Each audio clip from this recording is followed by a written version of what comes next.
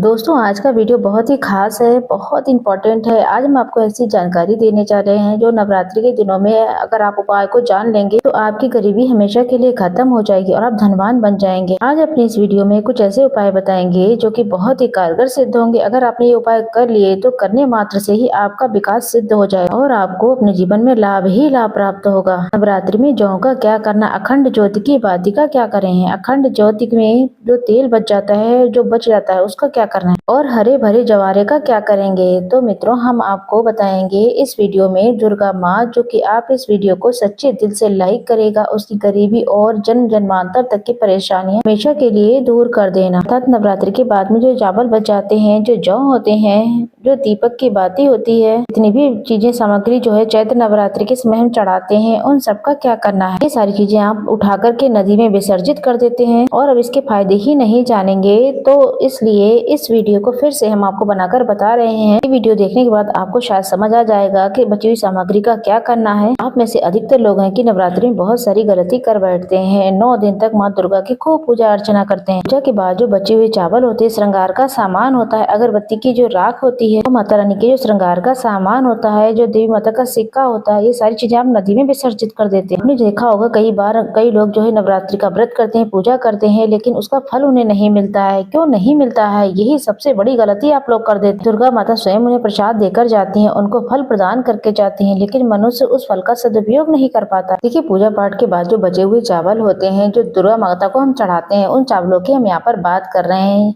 दुर्गा माता से जो क्षमा याचना करने के बाद चावल या पुष्प या सिक्के चढ़ाते हैं, वे सब नदी में बहा देते हैं। माता दुर्गा की आप 9 दिन पूजा करते हैं, माता रानी प्रसाद स्वरूप आपको वो चावल देती हैं, पुष्प देती हैं, सिक्के देती हैं, उसे आप नदी में बहा देते हैं। बस यहीं पर तो सबसे बड़ी मूर्खता हो जाती है। 9 दिन का फल ले जाकर के सीधे नदी में बहा दिया। अब ऐसा आज से आप नहीं करेंगे। जो चावल होते हैं, चावलों को उठा करके आप अपने घर में भंडार में रखें कि जो चावल आप घर में बना करके खाते हैं उनमें थोड़ा सा डाल दीजिए। कुछ चावल जहाँ पर रुपया पैसा धन रखते हैं वहाँ पर रख दीजिए। और जो पुष्प वगैरह होते हैं, मालाएं होती हैं, उन्हें धूप में सुखाकर रख लें, थोड़ा पर्स में रख लें। वो सिक्के होते हैं उसे भी धन पेटी या फिर अपने तिजोरी में रख देना चाहिए। जो चावल होते हैं वो दुर्गा माता के मंत्रों को सिद्ध करके बन जाते हैं। दुर्गा माता के ऊपर चावल चढ़े होने के कारण के दुर्गा माता साक्षात चौकी पर विराजमान रहती है। तो ये चावल जो है जागृत अवस्था में हो जाते हैं। अगर मित्रों आपको बता दें, इस प्रकार के चावल को फेंक देते हैं तो बहुत गलत हो जाता है। ये चावल अगर आप खाते हैं तो एक साथ इन चावलों को मत खाइएगा। घर में जब भी चावल बने तो उसमें 1 या 2 दाने ही चावल के मिला लें। देखिए मित्रों, इससे ये होता है आपके शरीर में चावल को खाने के बाद रोग दोष, जो भी व्याधि संकट पीड़ा है, कष्ट है, शारीरिक मानसिक कोई पीड़ा है, तो वो सब कुछ दूर हो जाती है और माता दुर्गा की कृपा प्राप्त होती है। दुर्गा माता की कृपा से एक ऐसी ऊर्जा उत्पन्न होती है, उस ऊर्जा से आपको स्वस्थ कर देती है। इसके बाद आप कहीं भी जाएंगे, जो भी आप कार्य करेंगे, आपके कार्य सफल हो जाते हैं। इन चावलों को आप थोड़ा सा ही खाएंगे, मत देखेंगे आपका पेट भर जाएगा। यानी कि इन चावलों को खाने से तृप्ति बहुत जल्दी मिल जाती है। आपके घर में कभी अन्न धन की कमी नहीं होती है। बहुत से भक्त हैं जो दुर्गा माता को श्रृंगार का सामान जरूर से चढ़ाते हैं। श्रृंगार का सामान चढ़ाने के बाद इसे विसर्जित कर देते हैं या किसी और को दे देते हैं। ऐसा आप बिल्कुल नहीं करेंगे। जो श्रृंगार का सामान चढ़ाते हैं, दुर्गा माता के 9 दिन को सामान को अपने घर में जो भी शादीशुदा महिलाएं हैं उन्हें दे देना चाहिए। इससे ये फायदा होता है, इससे अखंड सौभाग्य की प्राप्ति होती है। जब तक वो माताएं बहनें श्रृंगार करेंगी, जो भी माता दुर्गा को चढ़ा हुआ श्रृंगार करेंगे, तब तक सौभाग्य बना रहेगा। साक्षात स्वयं यमराज भी उनके पास आ जाए तो उनके पति को ले जाने के लिए, यम मृत्यु के घाट ले जाने के लिए, लेकिन उनके बाल विवाह का कोई नहीं कर पाएगा। इससे उस महिला को अखंड सौभाग्य की प्राप्ति होती है। महिलाएं घर की साक्षात लक्ष्मी होती है। तो इसीलिए दोस्तों याद रखें, जो भी दुर्गा माता को चढ़ाई गई चीजें हैं, श्रृंगार का सामान होता है, माताओं बहनों को देना चाहिए।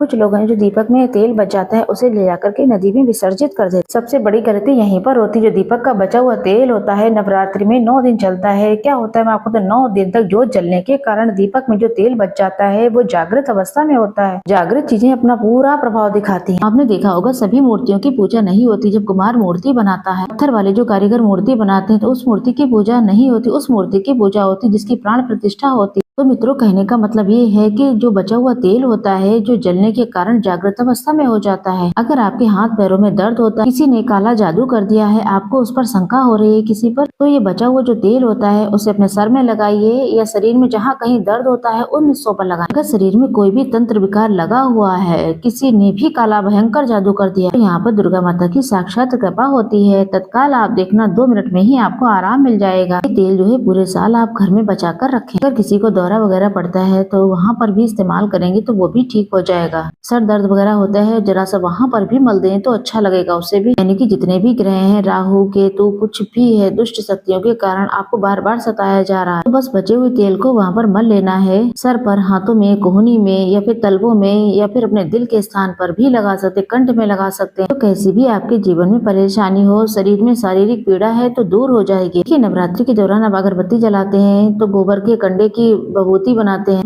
तो उस भस्म का क्या करना चाहिए? जलने के बाद जो जलने वाली चीजें होती हैं वो हर चीज भस्म हो जाती है। इस भस्म को पूरे साल के लिए आप उठाकर रखें। जो अगरबत्ती की भस्म होती है या फिर कहा जाए गोबर के उपले की जो भस्म होती है, तो दुर्गा माता को जो कच्ची धूप हम जलाते हैं उसकी भस्म काफी काली हो जाती है। क्या इसको नदी में बहा देना चाहिए? अगर बहुत ज्यादा है तो थोड़ी नदी में बहा दीजिए, कम से कम थोड़ी बचाकर जरूर रख लेनी। अभी तक दोस्तों अगर आपने कमेंट बॉक्स में जय माँ दुर्गा नहीं लिखा है तो प्लीज लिख दीजिए। इससे हमें वीडियो बनाने का बहुत ज्यादा मोटिवेशन मिलता है और दुर्गा माता की कृपा सदैव आप पर हम पर बनी रहेगी। देखिए मित्रों, जो भस्म होती है उसका हमें क्या करना है। अगरबत्ती की जो भस्म होती है उसे पूरे 1 साल के लिए आपको घर में बचा कर रखना होता है। थोड़ी थोड़ी खानी होती है। आप चाहते हैं कि आपकी आध्यात्मिक उन्नति हो, प्रगति हो, तो ये थोड़ी थोड़ी मात्रा में खाना शुरू कर दें। आपका सोचने समझने की क्षमता है इतनी शक्तिशाली हो जाएगी। आपके घर के आसपास या आपके आसपास रहने वाले लोग हैं जितना सोचते हैं उससे 1000 गुना आप सोच बढ़ जाएगी आपकी। किसी कार्य को करने के लिए अगर आप जाएंगे उस कार्य में आपको तरक्की मिल जाएगी। छोटे बच्चों को नजर बहुत जल्दी लग जाती है।